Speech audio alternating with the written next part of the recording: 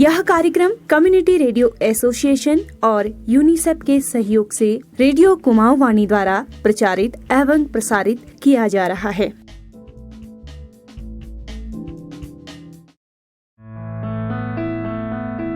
नमस्कार दोस्तों और युवा साथियों, यूनिसेफ और सीआरई के सहयोग से चल रहे यंग वॉरियर मूवमेंट सीरीज के तीसरे एपिसोड में आपका स्वागत है। आज हम मानसिक स्वास्थ्य, तनाव और चिंता के विषय पर बात करेंगे, जिनको समझना बहुत ही महत्वपूर्ण है। शुरू करने से पहले हम यह भी साझा करना चाहेंगे कि 12 अगस्त को अंतर्राष्ट्रीय युवा दिवस मनाया जाता है। यह दिवस युवाओं की आवाज, कार्यों और पहलों का जश्न मनाने और युवाओं के आसपास के सामाजिक, सांस्कृतिक, कानूनी और आर्थिक मुद्दों के बारे में जागरूकता भी पैदा करने के लिए मनाया जाता है। इस वर्ष यंग वॉरियर मूवमेंट की पहल के साथ हम उन सभी युवाओं की सराहना करना और प्रोत्साहित करना चाहते हैं जिन्होंने पिछले 16 से ज्यादा महीनों से चल रही महामारी से डटकर मुकाबला करने में इतनी मेहनत की है। यूनिसेफ और सीआरए की तरफ से अंतर्राष्ट्रीय युवा दिवस के लिए यदि आपके पास हमारे लिए कोई विशेष संदेश है तो अपने विचार और आवाज हमारे साथ साझा करें। युवा 12 अगस्त को युवाओं के लिए एक विशेष कार्यक्रम भी आयोजित कर रहा है। इस कार्यक्रम का विवरण फेसबुक, इंस्टाग्राम और ट्विटर पर @युवा इंडिया पर पाया जा सकता है। आप टाइप करें @YUWAAHINDIA।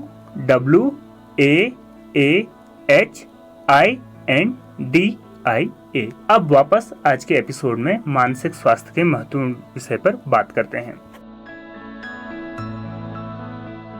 तो दोस्तों, ये कहानी है दो दोस्तों की जो बात कर रहे हैं अपने तीसरे दोस्त के बारे में। तो चलिए चलते हैं उस बातचीत की ओर।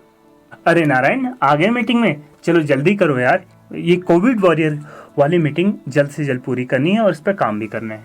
हाँ, हेलो बहादुर, आ गए यार, बस करते हैं स्टार्ट। अच्छा नारायण, ये बताओ जितेन क्यों नहीं आया कोविड वॉरियर की मीटिंग में?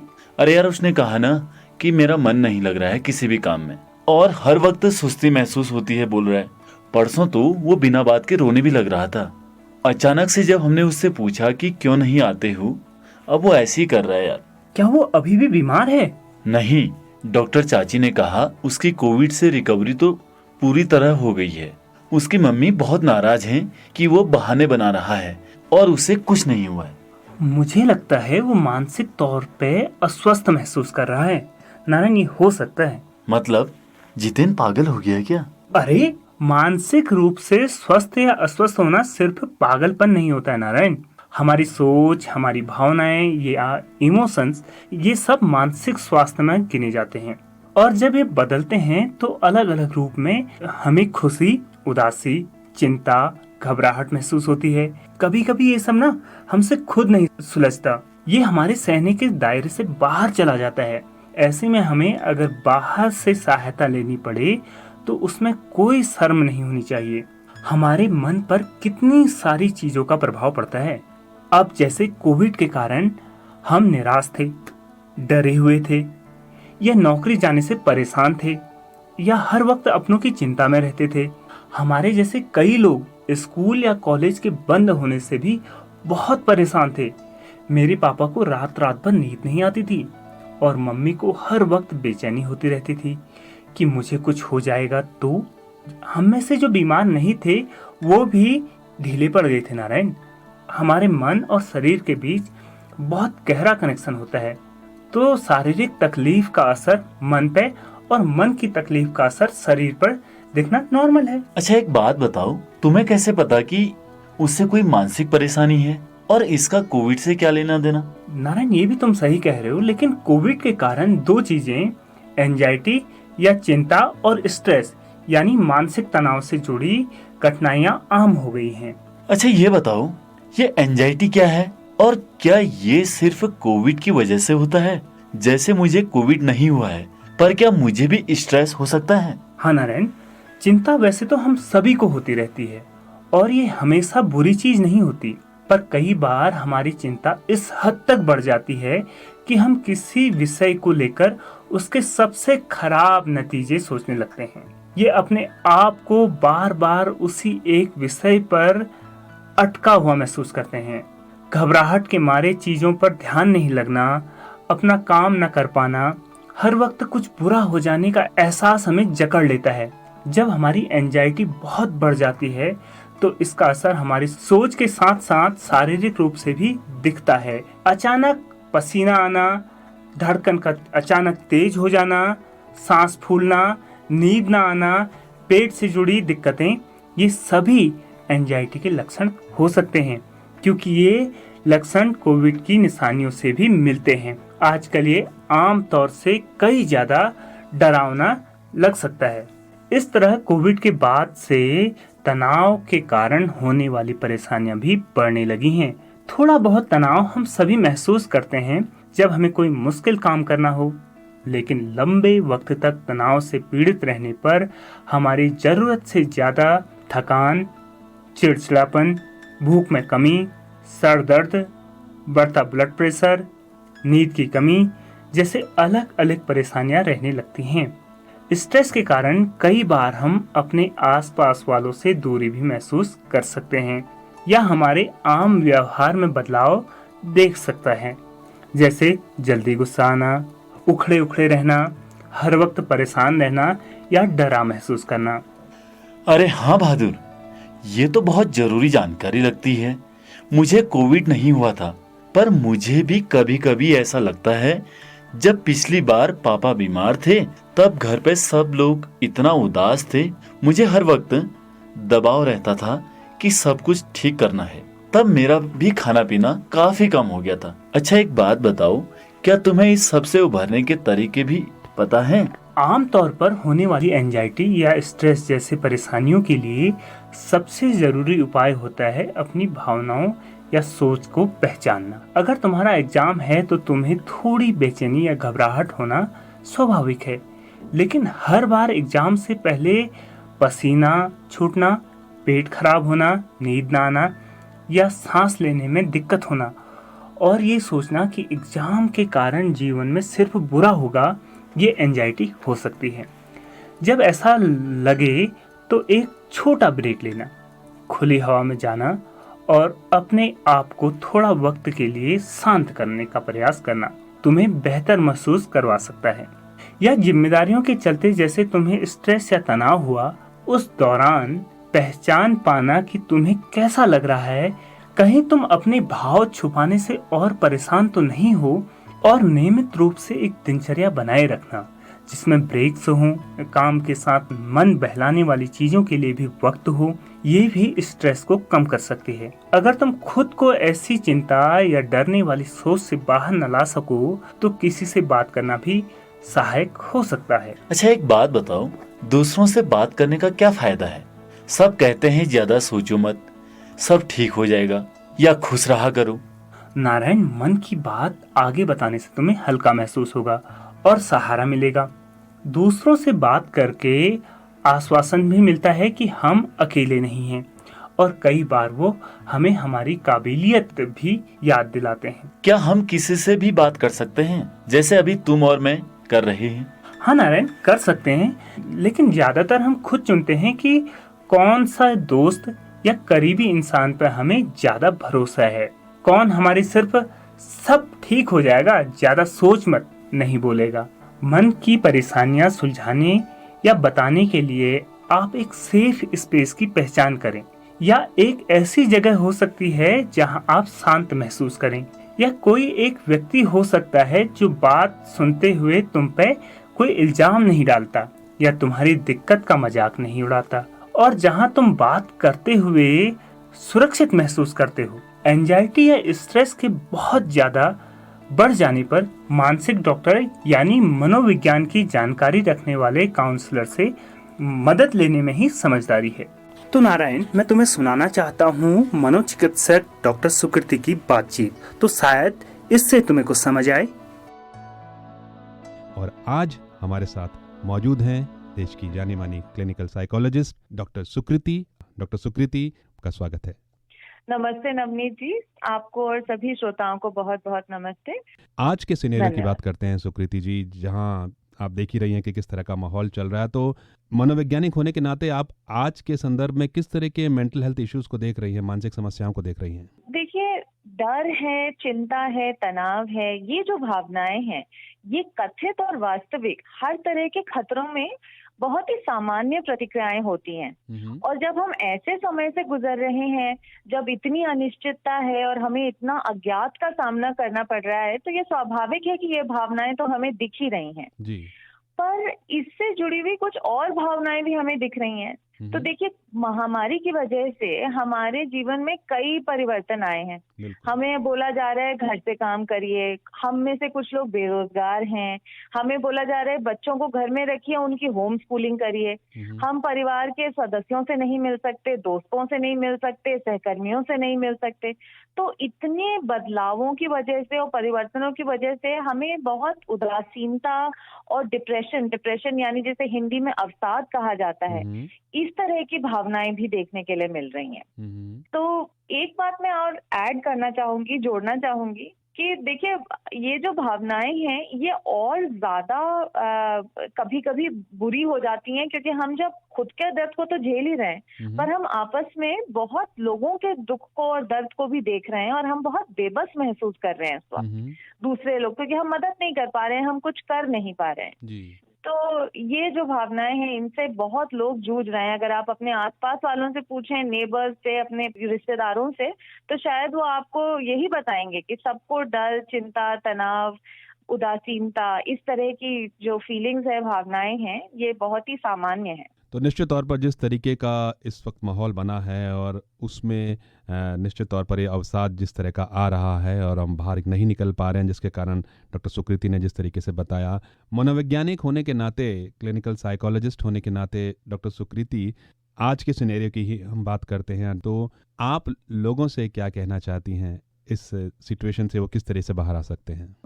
देखिए, ये जो दूसरी लहर है, इस दौरान स्थिति बहुत खराब रही है और हम सब बहुत तनावग्रस्त रहे हैं, क्योंकि इस बार मौतें भी बहुत ज्यादा हुई हैं, बीमार भी ज्यादा लोग पड़े हैं, और इस बार बच्चे भी इस वायरस की चपेट में आए हैं।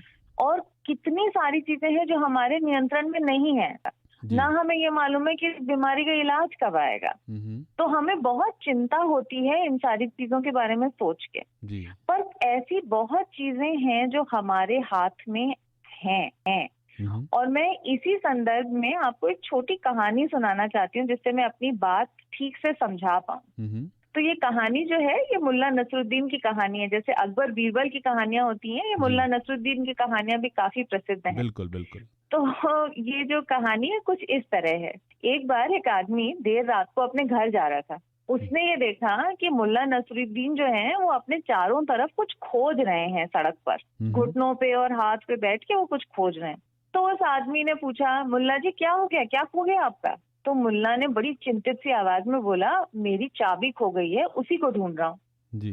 तो आदमी को बुरा लगा, उसने सोचा मैं मदद करता हूँ। उसने मुल्ला को बोला, अच्छा ठीक है, मैं भी आपकी मदद करता हूँ चाबी खोजने में। तो वो भी अपने हाथ पे और घुटनों पे बैठ गया और ढूंढने लगा चाबी जी। अब बहुत टाइम निकल गया, चाबी तो मिली नहीं। तो आदमी ने एक बार पूछा, अच्छा मुल्ला ये बताइए कि एग्जैक्टली ठीक कहाँ पे गिरी थी आपकी चाबी? तो मुल्ला ने अब उठे, अपना हाथ इशारा किया और अंधेरी गली की तरफ इशारा करके बोले, मेरी दरअसल चाबी अपने घर में गिरी थी। अच्छा। आदमी बिल्कुल हक्का बक्का रह गया और उठ गया और बहुत ही खींचा, मुल्ला आप मेरा कब से समय जाया कर रहे हैं, अगर चाबी उधर गिरी थी तो यहाँ कहाँ मिलेगी आपको? तो मुल्ला ने बिल्कुल सीधे मुंह से जवाब दिया, देखो मेरे घर में ना बड़ा अंधेरा है, इसलिए मैं यहाँ रोशनी में आके चाबी ढूंढ रहा हूँ। अच्छा। तो आप ये सोच रहे होंगे कि मैंने आपको इतनी मजाकिया सी कहानी क्यों सुनाई। पर मैं ये कहानी इसलिए सुनाई कि हम कभी कभी ऐसी चिंताओं में जुड़ जाते हैं जहाँ पे हमारा जिन पे कोई नियंत्रण नहीं होता है। जैसे कि हमें नहीं मालूम कि हमें वैक्सीन कब लगेगा, हमारे इलाके में ये वैक्सीन कब आएगा, ना हमें पता है कि इस बीमारी का इलाज कब आएगा।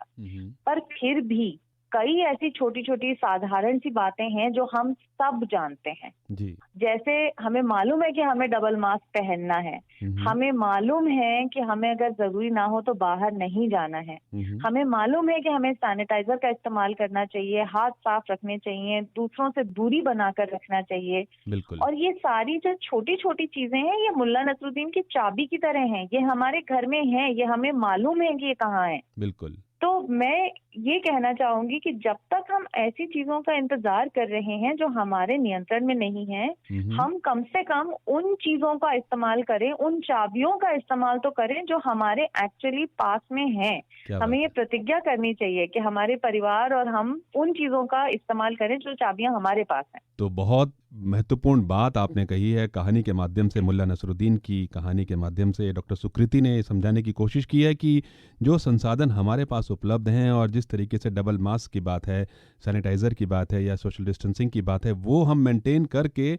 इस बीमारी से बच सकते हैं, दूर रह सकते हैं और अपने चैलेंजेस को कम कर सकते हैं। तो बहुत ही शानदार तरीके से डॉक्टर सुकृति ने ये बात हमें बताई। और डॉक्टर सुकृति, कार्यक्रम में आप हमारे साथ जुड़ी, आपका बहुत बहुत धन्यवाद हमारे साथ जुड़ने के लिए। धन्यवाद। नारायण मूल तौर पर अपनी शारीरिक स्वास्थ्य के साथ साथ मानसिक स्वास्थ्य को बनाए रखने के लिए बराबर रूप से सेल्फ केयर यानी खुद का ख्याल रखना एक सरल पर जरूरी हिस्सा बन सकता है। इसके बारे में अगले हफ्ते बात करेंगे नारायण। अभी मुझे थोड़ा सा मेडिटेशन करने के लिए जाना है। अच्छा बहादुर भाई, मेडिटेशन क्यों? कहीं तुम संन्यास तो नहीं ले रहे? अरे संन्यास वाली बात नहीं है। मेडिटेशन हमें अपने मन और शरीर के साथ जुड़ने और सांस लेने की सही तरीके बताता है। जब मुझे कुछ महीने पहले बहुत बेचैनी होने लगी थी रात को सोने से पहले, तब मैंने ये शुरू किया था। इससे मैं ध्यान लगाते हुए अपने अंदर एक स्थिरता महसूस कर पाता हूँ। यह स्ट्रेस और एंजाइटी दोनों से उबरने में भी मदद करता है। बहुत मुश्किल भी नहीं होता और ज्यादा वक्त भी नहीं लगता। ऐसी बात है तो मुझे भी सीखना है। मुझे कभी कभी अचानक से बेचैनी होने लगती है जब बहुत काम होता है। आओ फिर आज साथ में मेडिटेशन करते हैं। तो नारायण, अगर तुम मेरे साथ मेडिटेशन कर ही रहे हो तो जान लेते हैं कि मेडिटेशन करते वक्त क्या क्या बातें ध्यान रखनी चाहिए। किसी ऐसी जगह पर आराम से बैठिए जहां शोर या ध्यान भटकने वाली चीजें ना हों, और कुर्सी या जमीन पर बैठे हुए अपनी पीठ, हाथ और पैरों पर ध्यान दें। इनमें कोई कसाव या टाइटनेस है तो खुद को थोड़ा सा ढीला छोड़ने की कोशिश करें। अब आंखें बंद करके धीरे धीरे गहरी सांस लें और धीरे से सांस बाहर छोड़ें। सांस आराम से अंदर लेने में आपका पेट हल्का बाहर आएगा और छोड़ते हुए वापस अंदर जाएगा। अब इसी धीमे अंदर बाहर के साथ हम अपने मन में एक जगह जाएंगे। आंखें बंद रखते हुए किसी ऐसी जगह के बारे में सोचें जहां आपको अच्छा लगता है। वहां का मौसम कैसा है, क्या हवा चल रही है या नहीं, आपके आसपास क्या क्या चीजें हैं, क्या आप इन चीजों को सुन पा रहे हैं या इनमें से किसी की कोई सुगंध है, ये आपको किसी चीज की याद दिलाती है। क्या यहाँ आप संतुष्ट हैं, खुश हैं या बस आराम महसूस कर रहे हैं।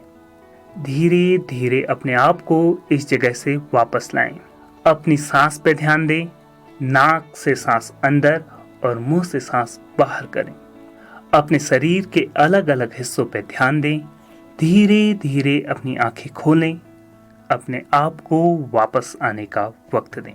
गाइडेड मेडिटेशन बहुत फायदेमंद होता है, पर अगर आपकी परेशानी बढ़ती जाए तो आपको काउंसलर की जरूरत हो सकती है। अपने मानसिक स्वास्थ्य को हल्के में ना लें। अपना ख्याल रखें। दोस्तों, इसी के साथ आप कुछ चीजें को आजमा भी सकते हैं। नंबर 1, अपने परिवार या करीबी दोस्त में से किसी एक को चुनिए। उनसे मानसिक स्वास्थ्य के बारे में चर्चा करें। आप जो समझे हैं उसके बारे में आप उन्हें क्या बताना चाहेंगे।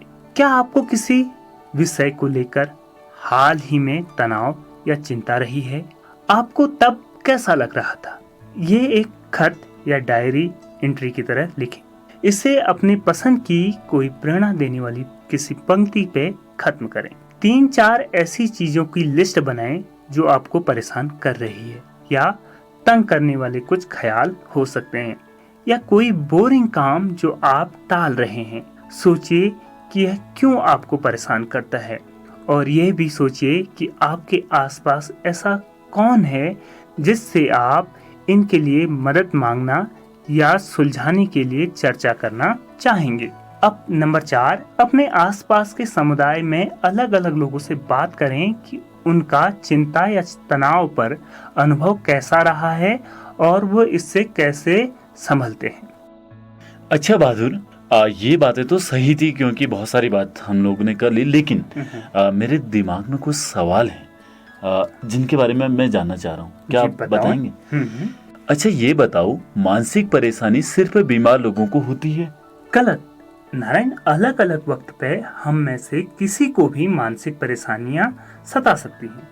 दूसरा, शारीरिक बीमारी का मन पे कोई असर नहीं पड़ता? गलत, ये गलत है नारायण। मन और शरीर दोनों का एक दूसरे पर असर होता है, ये एक दूसरे से जुड़े हुए हैं। अच्छा ये बताओ, कोविड के कारण चिंता और तनाव की परेशानी ज्यादातर लोगों में दिखने लगी है। ये सही है नारायण, बहुत सारे लोगों की जॉब गई है, स्कूल कॉलेजेस छूट गए हैं, घर में आर्थिक तंगी है, या कई बार आपने किसी अपने परिजन को खोया है, तो बहुत सारे लोगों में वो तनाव, वो मानसिक अस्थिरता दिखने लगी है। अच्छा, दूसरों से अपनी परेशानी बताना हमें राहत पहुंचा सकता है? हाँ नारायण, पहुंचा सकता है, लेकिन कुछ बातों का ध्यान रखना होगा। जैसे हमें किसी सुरक्षित या भरोसेमंद दोस्त या शुभ चिंतक के साथ अपने मन की बातें करनी चाहिए। ये बताइए, मानसिक स्वास्थ्य पर ध्यान देना जरूरी नहीं होता? गलत नारायण, जिस तरह हम अपने शरीर का ध्यान रखते हैं, उसी तरह अपने मन का ध्यान भी रखना सभी के लिए बहुत जरूरी होता है। बिल्कुल, बहुत अच्छी जानकारी बहादुर भाई आपने दी, और बहुत अच्छा लगा क्योंकि मेरे मन में कई तरीके के सवाल उठ रहे थे और जिनका जवाब आपने बहुत अच्छे तरीके से दिया। तो ठीक है नारायण, कुछ हमारे युवा साथी जिन्होंने हमें सुना, उनके लिए भी हमारे पास कुछ बातें हैं जो वो भी कर सकते हैं। तो दोस्तों, अगर आप भी यंग वॉरियर बनना चाहते हैं तो बन सकते हैं। मैं बताऊंगा कि वो कैसे। नंबर 1, व्हाट्सएप के माध्यम से YWA टाइप करें और इसे 9650414141 पर भेजें और आपको रजिस्टर करने और कार्यों को करने के लिए प्रेरित किया जाएगा। और टेलीग्राम पे यू रिपोर्ट इंडिया के लिए खोजें, स्टार्ट पर क्लिक करें और पंजीकरण प्रक्रिया का पालन करें। फेसबुक पेज के लिए यू रिपोर्ट इंडिया के लिए खोजें, सेंड मैसेज पर क्लिक करें, YWA टाइप करें और सेंड दबाएं। फोन के लिए उनके लिए जिनके फोन पर व्हाट्सएप इंटरनेट सेवा नहीं है, तो वो 08066019225 एक interactive voice response platform IVRS पर मिस्ड कॉल दें। सामाजिक मीडिया फेसबुक, ट्विटर और इंस्टाग्राम पर मैं एक #यंग वॉरियर हूँ पोस्ट करें और 5 दोस्तों को टैग करें।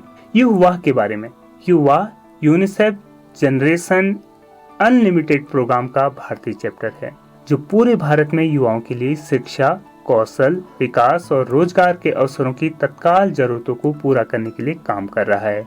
अधिक जानकारी के लिए yuva.org/youngwarrior पर जाएं और हमें @yuva-india पर फेसबुक, ट्विटर और इंस्टाग्राम पर फॉलो करें। जी हाँ दोस्तों, ये तो थी आज की चर्चाएं।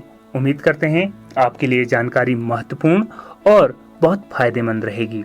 लेकिन अभी के लिए एक खूबसूरत सा गीत आप सभी के लिए, और इस गीत के ही साथ अपने रेडियो साथी बहादुर सिंह इनवाल और मेरे साथ में मेरे दोस्त नारायण सिंह दोनों को दीजिए इजाजत। नमस्कार।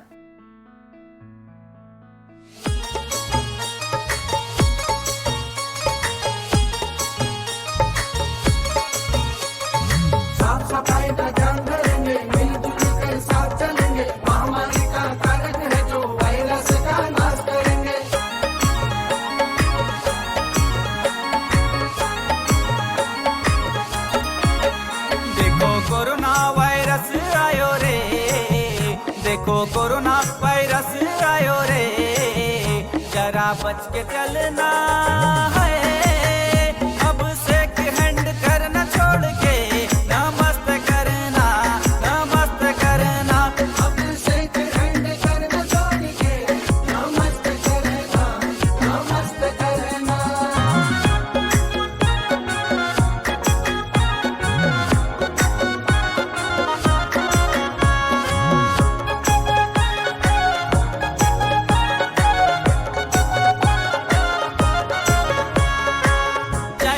माल है थोड़ा ही टिकेगा, जो ही गर्मी बढ़ेगी खुद ही मिटेगा। चाइनीज माल है थोड़ा ही टिकेगा, जो ही गर्मी बढ़ेगी खुद ही मिटेगा। सुनो कोरोना, सुनो कोरोना वायरस आयो रे, सुनो कोरोना वायरस आयो रे, संभल के चलना है। अब हेलो हाय कहना छोड़ के नमस्ते करना, नमस्ते करना। अब शेक हैंड करना छोड़ के नमस्ते करना, नमस्ते करना।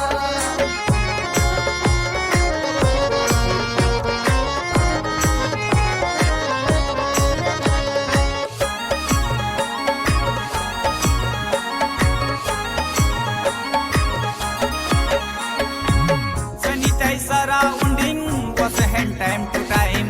Avoid crowded place, use mask, you will be fine. Sanitize surrounding, wash hand time to time. Avoid crowded place, use mask, you will be fine.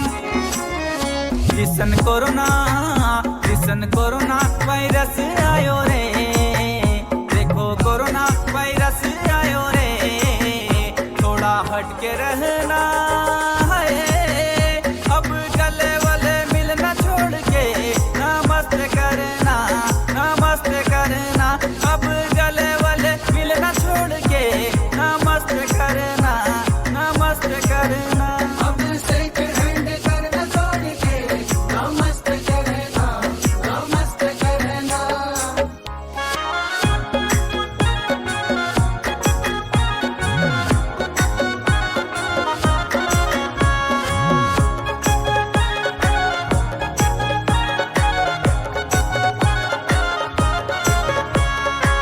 देण वाला पंचनाम देवता हमारा, भूमिका भूम्याला छन हमारा दगाड़ा। देण वाला पंचनाम देवता हमारा, भूमिका भूम्याला छन हमारा दगाड़ा। देखो कोरोना, देखो कोरोना वायरस आयो रे, देखो कोरोना वायरस आयो रे, जरा बच के चलना हो। अब शेक हैंड करना छोड़ के नमस्ते करना, नमस्ते करना। अब शेक हैंड करना छोड़ के नमस्ते करना, नमस्ते करना। अब शेक हैंड करना छोड़ के नमस्ते करना, नमस्ते करना, नमस्ते करना, नमस्ते करना, नमस्ते करना, नमस्ते करना।